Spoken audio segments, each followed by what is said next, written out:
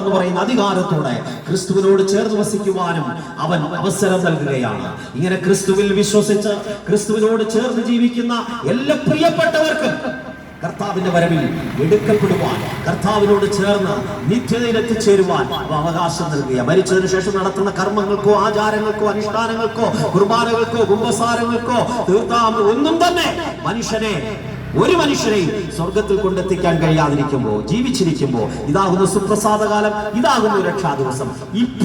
ഇപ്പോൾ ഈ ജീവിച്ചിരിക്കുന്ന ഈ കാലഘട്ടത്തിൽ ക്രിസ്തുവിനെ ഹൃദയത്തിൽ സ്വീകരിച്ച് ക്രിസ്തുവിന് വേണ്ടി ജീവിക്കുവാൻ ആര് തയ്യാറാകുന്നുവോ അവരെ ചേർക്കുവാൻ മധ്യാകാശത്തിൽ വേഗത്തിൽ നമ്മുടെ കർത്താവ് വരാൻ പോവുകയാണ്. മധ്യാകാശത്തിൽ നമ്മുടെ കർത്താവ് വരും.